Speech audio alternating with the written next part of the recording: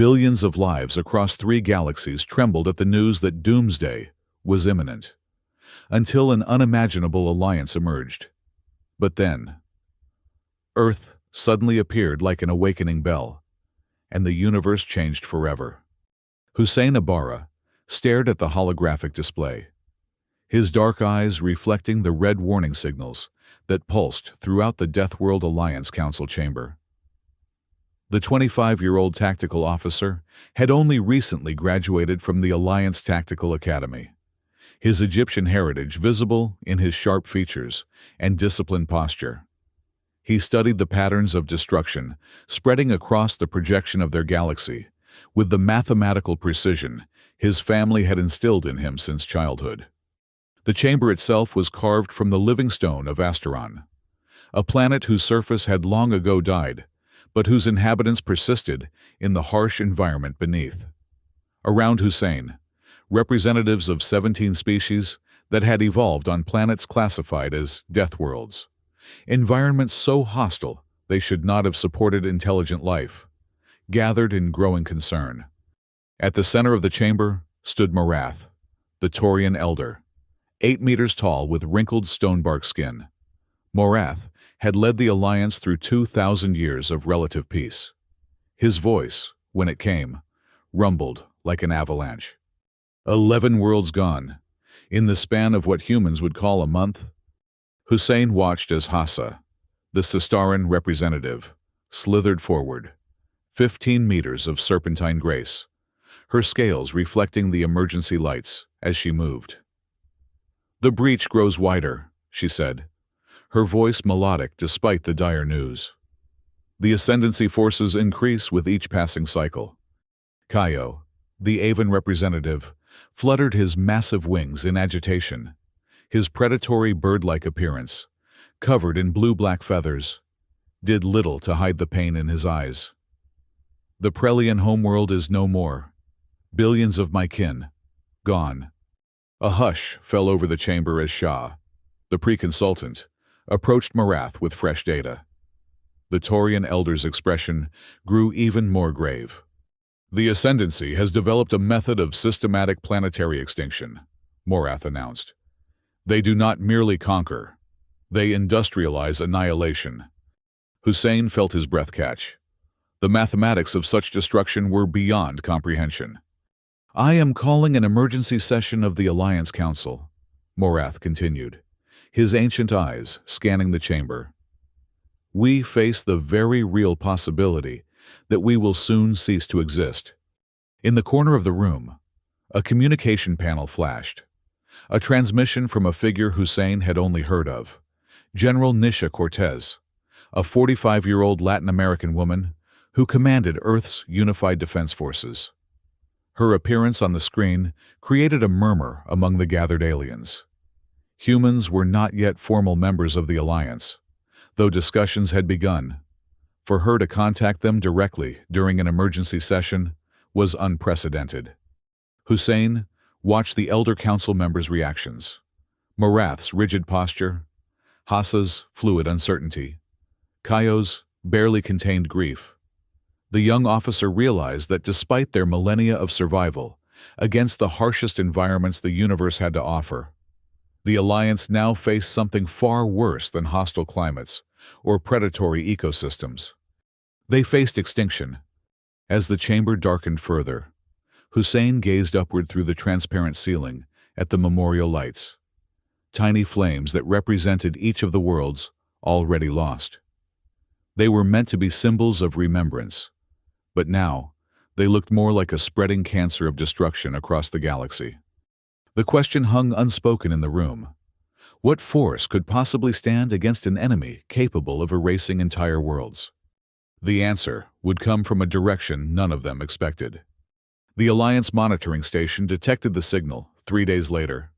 Hussein had been reassigned to the communications division due to his programming expertise. He was analyzing subspace frequency patterns when the alert sounded. "Unknown transmission format," the automated system announced. "Origin, dimensional breach anomaly." Hussein immediately called for his superior, but curiosity got the better of him.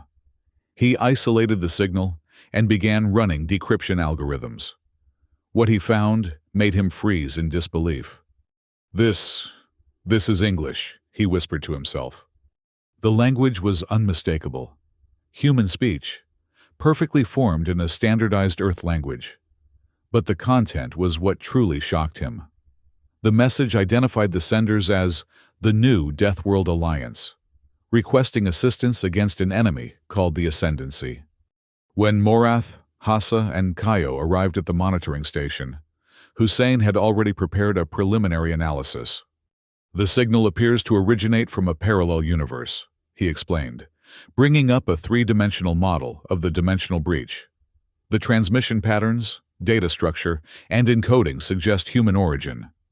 A trap, Kaio declared immediately, his wings extending in alarm. The Ascendancy attempting to lure us into a vulnerable position. Morath studied the data with ancient eyes. Possibly. Or possibly a new ally from an unexpected source. Hassa's serpentine body coiled thoughtfully. If these are indeed humans from a parallel universe who have faced the Ascendancy, they may offer insights we desperately need. Or they could be bait leading us to our destruction, Morath countered. Hussein, normally reserved in the presence of the council leaders, found himself speaking up. If it's a trap, we can quickly verify that. If it's genuine. He hesitated, aware of the weight his next words carried. We are already losing this war. What do we have to lose by investigating? The young officer felt the scrutiny of the council members. He had studied the tactical patterns of the Ascendancy's attacks for weeks now. The mathematics didn't lie. At current rates of advancement, the Alliance had perhaps a year before total collapse. I want a response prepared, Morath finally said. Hussein, since you've already begun the analysis, continue. Determine if this truly could be humans from a parallel universe, or if it's an Ascendancy deception.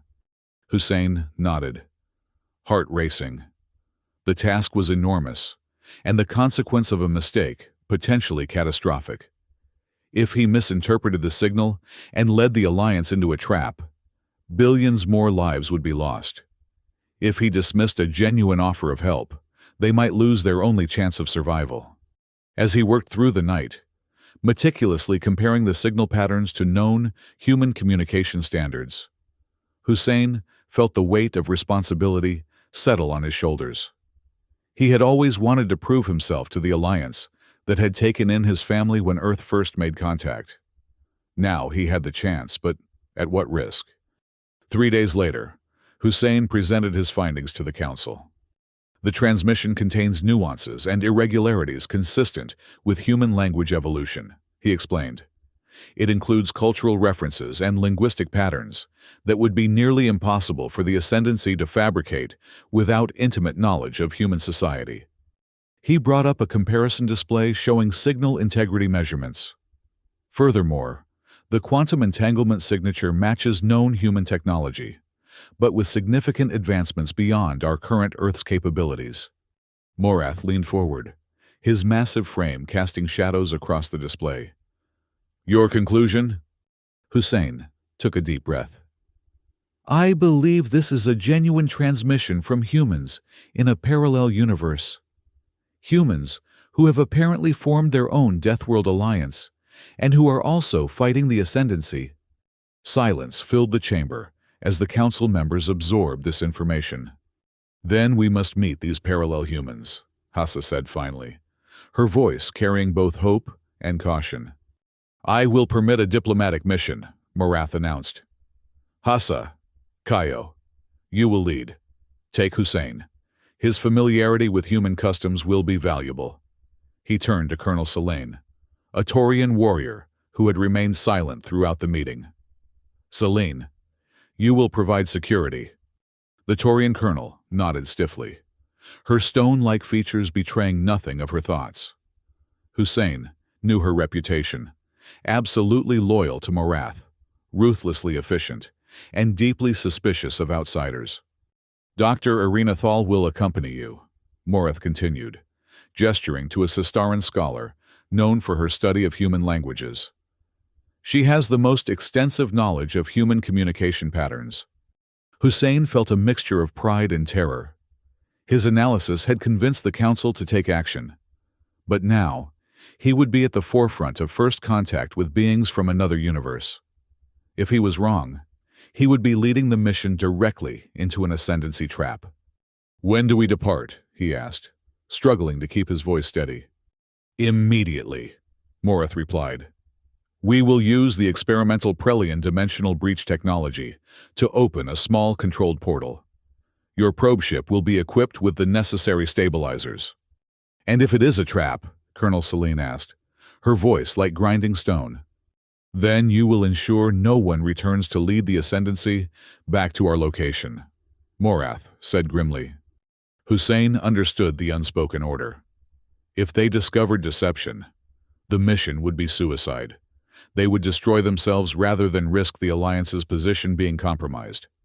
As the council adjourned, Hassa approached Hussein. "You seem troubled, young one." "I'm questioning whether I've led us all into destruction," he admitted.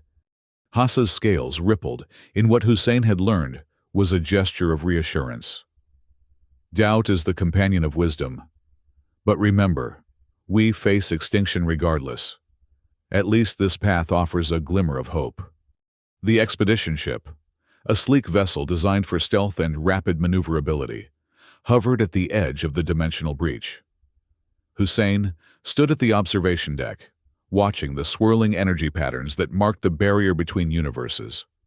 "It resembles a gateway of light," Dr. Irina Thal remarked. Her serpentine form coiled beside him. "Beautiful, yet terrifying." "Much like the universe itself," Hussein replied. Kaio joined them, his wings folded tightly against his back in the confined space. "We are ready to proceed. The breach stabilizers are active." Colonel Celine's voice came over the communication system. "All security protocols engaged. Weapon systems on standby." Hassa, who commanded the expedition, gave the order. "Initiate dimensional transit."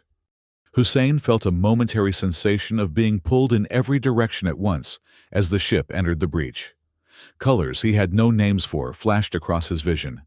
For a heart-stopping moment, it seemed as if the very fabric of reality was tearing around them. Then suddenly, they emerged.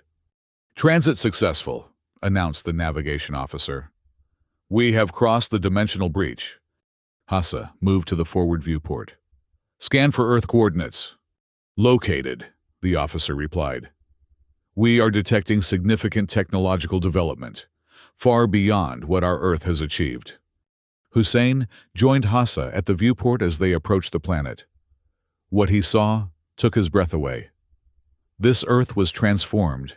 Massive glass structures reached toward the sky, surrounded by green technology that seemed to blend seamlessly with the natural environment. The damage from climate disasters that plagued his Earth was noticeably absent. "They've harnessed Alliance-level technology," he murmured in amazement. "Not exactly," Kaio corrected, studying the sensor readings. "Different developmental path. Some aspects more advanced, others less so." As their ship descended toward the coordinates provided in the original transmission, New York City, Hussein watched the reactions of the humans below. There was no panic, no military mobilization. Instead, crowds gathered in ordered formations, looking upward with what appeared to be hope. When they landed in a designated area, they were met by a delegation led by a woman Hussein immediately recognized, despite never having met her in person: General Nisha Cortez.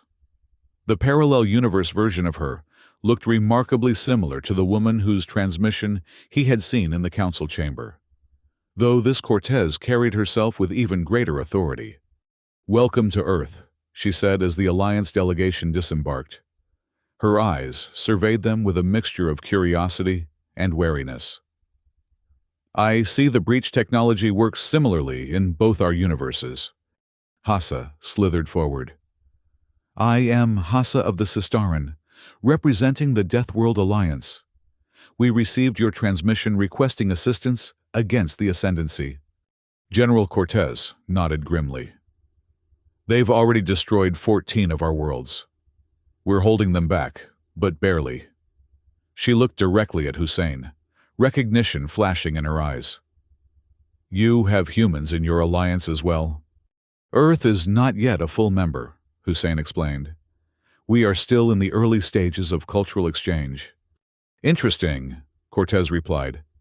In our universe, humans were founding members of the Alliance. Our Earth was classified as a Deathworld from the beginning. She gestured toward the gleaming city behind her. We've integrated Alliance technology with our own development. But even with our combined strength, the ascendancy is overwhelming us. Her expression hardened. If you're going to help us, I need to know one thing. Will you turn us into cannon fodder, or are we true allies? The bluntness of the question caught Hussein by surprise, but Hassa responded without hesitation. We propose the Earth Defense Initiative, a program to enhance your defensive capabilities with our technology. In exchange, we seek the unique human perspective in our tactical operations. Cortez's eyes narrowed. Elaborate. Hussein stepped forward. General, our analysis shows that human thinking, particularly your capacity for what we call jazz tactics, the ability to improvise and break established patterns, may be the key to defeating the ascendancy. They operate on predictable algorithms, even when they appear chaotic. And you need our unpredictability, Cortez concluded. Precisely, Hussein confirmed. Together, we might stand a chance. As they were escorted into the city, Hussein noticed Colonel Celine hanging back, her stone features set in an expression of suspicion. He knew she was monitoring for any sign of deception, any hint that this was an elaborate ascendancy trap. You trust too easily, she muttered, when he fell into step beside her. Not trust, Hussein corrected. Hope. There's a difference. Hope can get you killed just as effectively as naivety, Celine replied. Meanwhile, Morith was communicating with Hassa through their secure quantum link, his concern evident even across universes. These humans remain an unknown variable. Proceed with caution. I sense no deception, Hassa responded. Their fear of the ascendancy is genuine, as is their determination. Nevertheless, Morath warned, remember your primary mission, verification first, alliance second. As the diplomatic party moved deeper into the human city, Hussein found himself increasingly convinced that this was no trap. The humans they encountered showed none of the cold calculation he would expect from ascendancy operatives. Instead, he saw the same mixture of fear, determination, and hope that characterized his own Earth. What he couldn't have anticipated was the resistance they would face, not from the humans of this parallel Earth, but from within the Alliance itself. By 2035, the lunar base Alpha had transformed the Moon into humanity's first true extraterrestrial colony. Beneath massive glass domes, engineers, soldiers, and their families created a society that blended Earth culture with Alliance technology. Hussein, now serving as a senior tactical advisor to Earth's forces, had been instrumental in developing new strategic models that were 23% more accurate than the Alliance's previous systems. The gleaming habitation domes spread across the lunar surface, like pearls connected by transparent tunnels. Each one housing specialized facilities, military training centers, research laboratories, and living quarters.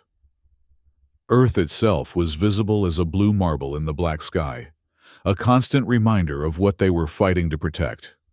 Hussein stood in the observation deck, watching as a new batch of volunteers prepared to undergo the first generation of neural implant procedures. The enhancements would increase reaction time, tactical processing, and combat effectiveness. But at what cost? Still brooding, I see, came a voice behind him. Hussein turned to find Captain Elena Park, the young military physician who had become his medical counterpart in the enhancement program. Her dark eyes held the same concern he felt. These men and women are about to have their neural pathways permanently altered, Hussein replied. Shouldn't I be concerned? Elena moved to stand beside him. The enhancements are reversible, at least in theory. Theory isn't particularly comforting when we're talking about the human mind. They watched as Joran Verl, the lead Prelian engineer, directed his team in preparing the neural interface equipment. The tall, thin alien moved with precise gestures, his four arms operating multiple controls simultaneously. Viral believes we should be making more aggressive genetic modifications, Elena said quietly. He argues that neural implants alone won't be enough. Hussein frowned. Genetic modification crosses a line. Neural implants enhance what's already there, but changing their DNA would make them more likely to survive, Elena finished for him. Isn't that the point? At what cost? Hussein challenged. If we change humans so fundamentally that they lose what makes them human, what exactly are we saving? Their conversation was interrupted by an alarm from the medical bay. Hussein and Elena rushed to find a soldier convulsing on an examination table, his eyes open, but unseeing as the neural implant interfaced with his brain for the first time. Consciousness disconnect, Viral announced, his multiple limbs working frantically at the controls. The human brain is rejecting the standard interface protocol. Hussein watched in horror as the soldier's body arched in pain. Systems failing as his mind fought against the alien technology. Without thinking, Hussein pushed forward to the control panel. The algorithm is too rigid, he said, analyzing the neural patterns displayed on the screen. Human brains require flexibility, improvisation. Using his tactical training, Hussein quickly reconfigured the interface parameters, creating a more adaptive connection between the machine and the human nervous system. Gradually, the soldier's convulsions eased, his vitals stabilizing as the modified protocol took effect. How did you know? Viral asked, genuinely curious. Jazz, Hussein replied simply. The same principle that makes humans unpredictable in battle makes their brains resist standardized patterns. You need to allow for spontaneity in the interface. The incident highlighted the growing tension within the Luna base. As more humans underwent enhancement procedures, factions began to form. Those who embraced the modifications argued they were necessary for survival against the ascendancy. Those who opposed feared losing their humanity in the process. In his private quarters that night, Hussein began a secret psychological journal, recording his observations and concerns about the enhancement program. He wrote, "Today, I watched a man nearly lose his mind to technology, meant to save him. We walk a dangerous line between enhancement and erasure of self. If we're not careful, we may win the war only to find we've become what we're fighting against." His reflections were interrupted by a call from Morath, the holographic image of the Taurian elder appearing in his room. "The council is divided," Morath said without preamble. "Many believe we should recall our forces and technology from Earth." "On what grounds?" Hussein asked, alarmed. "They fear we are creating a second ascendancy," Morath replied. "Maya Tita is particularly vocal. She argues that the mandatory genetic enhancement program she's proposing is the only way to ensure Earth's forces will be strong enough to face what's coming." Hussein felt a chill. Maya Tita, a geneticist who had survived the destruction of her homeworld, was known for her extreme views on species advancement. Mandatory enhancements would destroy the very qualities that make humans valuable allies. Hussein argued, "Their unpredictability, their creativity, these emerge from their natural diversity." "I agree," Morath said, surprising Hussein. "Which is why I've been defending your position. The young human mind is our best hope now." The ancient alien's expression softened slightly. "We cannot cling to old lessons forever." The conversation left Hussein troubled.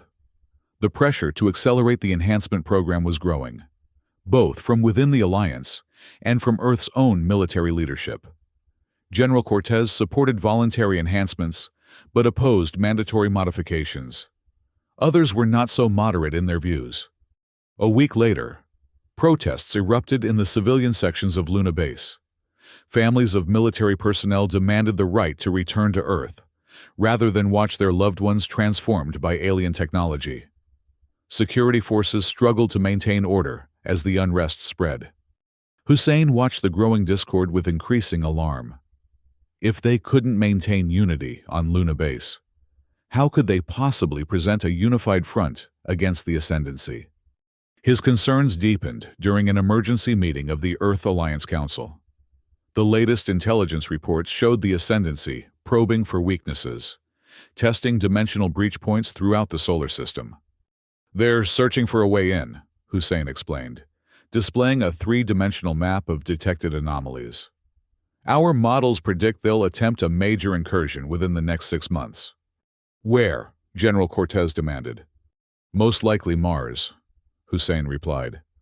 "The red planet's position makes it an ideal staging ground for an attack on Earth and Luna Base."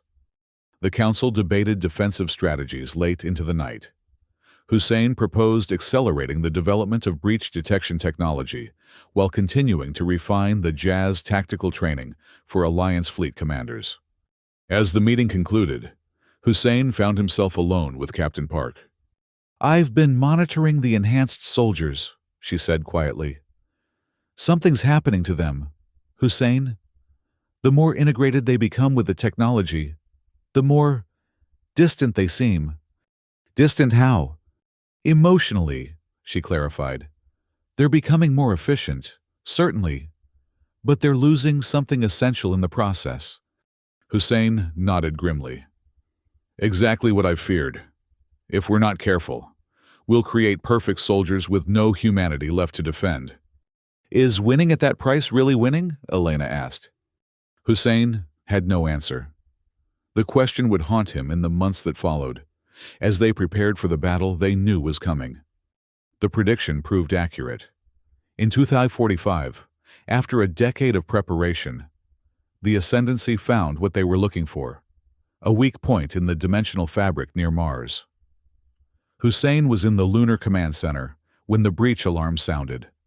"Dimensional rupture detected in Mars orbit," announced the monitoring officer, her voice steady despite the gravity of the situation. Ascendancy signatures confirmed. General Cortez immediately activated the emergency response protocol. "All fleet units to battle stations.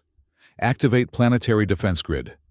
Hussein studied the tactical display as Ascendancy ships poured through the dimensional breach. 70 capital ships and nearly 10,000 smaller vessels, all equipped with technology they had stolen from previous Alliance encounters. "They know our formations," Hussein realized with growing horror. "They've anticipated JAS Pattern 5. The Ascendancy fleet moved with calculated precision, targeting the Mars defense grid with devastating efficiency. The Alliance Earth fleet, 50 capital ships, 2,000 patrol vessels, and 5,000 support craft, moved to intercept. But they were already at a disadvantage." "They've been studying us," Kaio observed, his wings twitching with tension. "They've learned to predict even our unpredictable tactics." Hussein watched as the first wave of Alliance ships engaged the enemy, following the carefully choreographed JAS 5 pattern that had been so effective in previous encounters. This time, however, the Ascendancy was ready. They countered each move with brutal precision, tearing through the Alliance formations. "Mars colony reports heavy bombardment," came the grim announcement. "Shield network at 63% and falling." Hussein felt the weight of 10 years of preparation crumbling around him. The enhanced soldiers, the technological advancements, the countless hours of tactical planning, all of it failing in the face of an enemy that had simply learned to predict their unpredictability. Then, in a moment of clarity, Hussein saw the pattern within the Ascendancy's movements. They weren't just countering, they were anticipating. They had programmed their responses based on all previous encounters with JAS tactics. "All units, cease JAS formations," Hussein ordered suddenly. "What?" General Cortez looked at him in disbelief. "They've programmed counters to our JAS tactics," Hussein explained rapidly. "They're expecting us to be unpredictable in predictable ways." He pointed to the tactical display. We need to do the opposite. Fall back to classical formation delta. Rigid, predictable patterns. Cortez sounded incredulous. That goes against everything we've developed. Exactly, Hussein insisted. They've prepared for jazz, not classical. It's so contrary to our established doctrine that they won't have programmed counters for it. After a moment's hesitation, Cortez nodded. All units, implement formation delta, standard approach, standard engagement protocols. Hussein held his breath as the Alliance fleet reorganized into the rigid, predictable formation that had been abandoned years ago as ineffective. As they advanced toward the ascendancy forces, he could almost feel the enemy's confusion. Morath, watching from Alliance headquarters via quantum communication, murmured, "Perhaps I was wrong to dismiss human insight. Now we must trust in it completely." The ascendancy forces, expecting another jazz variation, found themselves confronted with a straightforward approach.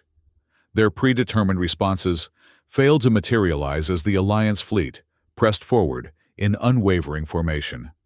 Sensing weakness, the Ascendancy commanders committed more forces through the dimensional breach, exactly as Hussein had hoped. "Now, Hassa," he called. From her position coordinating the energy manipulation teams, Hassa activated the breach destabilizers. The technology, refined over years of study, created an energy pressure field around the dimensional opening, preventing the Ascendancy from retreating. "Trap is set," Hassa confirmed. "The breach is contained." "All units, execute Jazz Pattern 7, Hussein ordered. "Now." The Alliance fleet suddenly exploded into chaotic, unpredictable motion, catching the Ascendancy forces in mid-transition between tactical responses. The rigid programming that had allowed them to counter previous jazz patterns now worked against them, creating a fatal lag in their response time. The battle raged for hours, but the outcome was increasingly clear. With their retreat cut off and their tactical algorithms failing, the Ascendancy fleet began to crumble. By the time the fighting ended, 80% of the enemy forces had been destroyed or captured, with over 5,000 ships eliminated. But victory came at a terrible cost. 30,000 Mars colonists had perished in the initial bombardment, with the remainder evacuated to Earth. Morath had been severely injured when his command ship took a direct hit. Hassa had lost part of her elastic capability, temporarily weakened by the energy drain of maintaining the breach containment. Kaio suffered psychological trauma from witnessing destruction that echoed the loss of his homeworld. As Hussein surveyed the aftermath from the command center, General Cortez approached him. "You turned the tide," she said, her voice heavy with both gratitude and grief. "But the price—" Hussein nodded solemnly. "Too high. Always too high." In the days that followed, political conflicts erupted within the Alliance.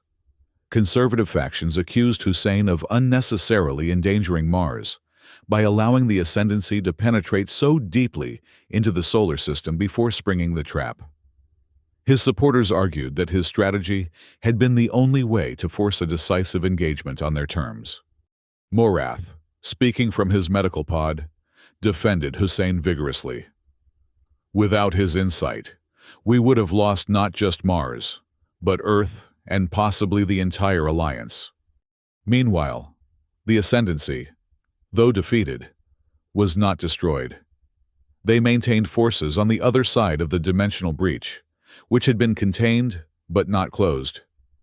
A stalemate had been reached, a temporary reprieve rather than a final victory. It was during this uneasy peace that an unexpected communication arrived from the Ascendancy. Mal, their supreme commander, requested a direct conference with Alliance leadership. "It's a trick," Colonel Selene insisted when the request was brought before the Council. "They seek to buy time to regroup." "Perhaps," Hussein acknowledged, "but it may also be an opportunity." The debate raged for days. The Ascendancy had never before shown any interest in diplomacy. Their entire philosophy centered on the elimination of weakness, which, in their view, included any species not of their own kind. They've lost a significant portion of their fleet, Hassa pointed out. They may be reassessing their strategy. Or setting a trap, Kaio countered. In the end, Morath made the decision. We will meet with them, he declared. Hussein will represent the Alliance. The announcement sent shockwaves through both Earth and Alliance forces. Many believed it was madness to negotiate with an enemy that had shown no regard for life. Others saw it as the only path to a sustainable peace. Hussein himself was torn. The mathematics of continued conflict were clear. Neither side could achieve total victory without mutual destruction. Yet the Ascendancy had shown no capacity for compromise or coexistence.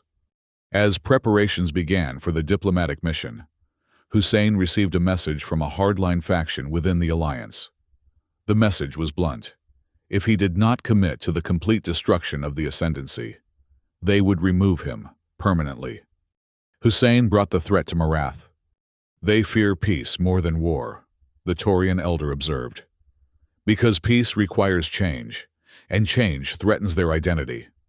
And yet without peace we all perish, Hussein replied. Indeed, Morath agreed. Which is why the Council has assigned Hassa and Kaio to accompany you, with myself joining via quantum projection due to my medical condition. The diplomatic team would be completed by Captain Park and a video link to General Cortez, providing Earth representation at the negotiations. As they prepared to depart, Hussein found himself facing the greatest challenge of his career. Not a battle to be won through tactics, but a peace to be forged through understanding an enemy that had never before shown the capacity for compromise. The diplomatic vessel, Aegis of Accord, hovered at the dimensional breach point, exactly 100 kilometers from the nearest Ascendancy ship. All heavy weapons had been powered down on both sides, though Hussein had no doubt that each vessel maintained defensive capabilities. At 65, Hussein's once dark hair had turned silver, and neural implant scars glowed faintly blue beneath his skin, a testament to the technological compromises he had accepted over decades of war. He stood at the airlock, awaiting the arrival of Mal. When the Ascendancy Supreme Commander entered, Hussein was struck by the physical similarity between their species.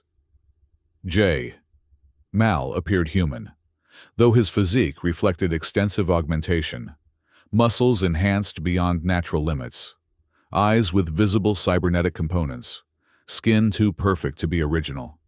Hussein Ibarra, Mal acknowledged, his voice carrying a metallic undertone. Architect of our recent setback. Supreme Commander, Hussein replied with a formal bow. Thank you for agreeing to these talks. They proceeded to the conference chamber, where Hassa, Kaio, and the holographic projection of Morath waited. Captain Park stood nearby, while General Cortez observed via video link. Let us dispense with pleasantries. Mal began, once they were seated. My forces require resources. Your universe provides them. This conflict will continue until one side is eliminated. Hussein leaned forward. It doesn't have to be that way. The Ascendancy can exist without genocide. We're prepared to offer dimensional breach stabilization technology that would allow controlled access to resources without conflict. In exchange, we seek universe stabilization technology that your scientists have developed. Mal's expression remained impassive. In my universe, only the strong survive. If we abandon the breaches, we must open new ones to hunt. My heart permits no compromise. Your heart, Hussein questioned, or your programming? A flicker of something, anger, uncertainty, crossed Mal's face. They are one and the same. As the argument intensified, Hussein sensed they were reaching an impasse. The fundamental philosophies were too opposed: survival through cooperation versus survival through dominance. Then, unexpectedly, Kaio stepped forward. The Avon representative spread his wings slightly and began to sing. The sound was unlike anything Hussein had ever heard, a melodic sequence that seemed to bypass the ears and resonate directly within the mind. Jay, Mal froze, his cybernetic eyes widening. "What is this?" he demanded, but his voice had lost its metallic edge. "The lore song," Hassa explained softly. "An Avon gift. It bridges emotional connections across species." Hussein watched in amazement as Jay, Mal's rigid posture began to soften. The Ascendancy commander's eyes grew distant, as though seeing something beyond the conference room. "Children," Jay, Mal whispered, "abandoned in the ruins of factories. I remember." Through the video feed, Hussein could see Ascendancy officers reacting with alarm to their leader's sudden vulnerability. "Withdraw the Supreme Commander immediately," one shouted. "He's being compromised." But Jay, Mal raised a hand, silencing them. And then, to the astonishment of everyone present, a single tear rolled down his face. "Why? Can't I?" he struggled, his voice more human than it had been since the negotiations began. Hussein realized what was happening. The Laura song had penetrated the emotional barriers that had been built into Jay, Mal's enhanced physiology, reaching whatever remained of his original human empathy. "Your universe is dying," Hussein said gently. "Not because of weakness, but because of strength without wisdom, consumption without regeneration." Jay, Mal seemed to struggle internally. Decades of Ascendancy conditioning, battling against newly awakened emotion. Then, to everyone's surprise, he straightened and spoke with renewed clarity. "I propose the formation of an interdimensional oversight council," he announced. "Representatives from Earth, the Deathworld Alliance, and the Ascendancy, jointly managing breach points, resource allocation, and the restoration of the Ascendancy universe." Murmurs of shock rippled through both delegations. "Jay," Mal continued, his voice growing stronger. "In exchange, the Ascendancy will immediately cease hostilities across all 3 galaxies, share stabilization technology, and transfer clean resource databases and biomedical information to Earth and the Alliance." Hussein could hardly believe what he was hearing. The terms were more favorable than they could have hoped for. He glanced at Marath's holographic image, seeing the same cautious hope in the ancient alien's eyes. "We accept these terms as a foundation for peace," Hussein replied formally. The Grand Accord, as it came to be known, was signed that day. Not all Ascendancy factions accepted it immediately. Hardliners attempted a coup against Jay, Mal upon his return, but enough of his officers had witnessed the emotional transformation to support the new direction. 1 year later, Ascendancy artificial intelligence systems began collaborating with Alliance counterparts, developing what would become known as the Universal Entropy Stabilizer, technology capable of reversing the energy decay that had driven the Ascendancy to desperate resource hunting. The primary Ascendancy planet, a parallel Earth they called Earth Prime, showed the first signs of ecological regeneration. Temperate clouds formed, gentle rain fell for the first time in decades, and Ascendancy children took their first steps on growing grass. Hussein, now 95 years old and retired from active service, returned to Earth. He accepted a position as honorary professor at the Inter-Universal Tactical Academy, where he shared the story of the Alliance and the hard-won peace with new generations. Morath, nearing the end of his long life, left a final testament, passing the knowledge of the lore song to future generations as proof that the will to survive could coexist with the will for peace. Kaio established the Harmony Gardens, a multi-species forest in the heart of Unity Station, where representatives from all 3 universes gathered regularly. And Jay, Mal, the former Supreme Commander, faced initial trials for genocide, but received a reduced sentence in recognition of his role in establishing peace. He became a peace ambassador, living proof that even the most determined enemy could be transformed when confronted with compassion, rather than only force. In his final public address before retiring completely, Hussein reflected on the long journey from that first dimensional signal to lasting peace. "We stood at the edge of extinction," he told the assembled representatives of three universes, "and found salvation not in perfect weapons or enhanced soldiers, but in the recognition of our shared humanity, whatever form it might take. The greatest battle was never against the ascendancy, but against our own fear that peace was impossible." As he concluded his speech, Hussein looked out at the faces before him, human, alien, and former enemy, now united in the preservation of life across multiple universes. And in that moment, he knew that despite all the sacrifices, all the pain, the journey had been worth it. For in the face of extinction, they had found not just survival, but redemption.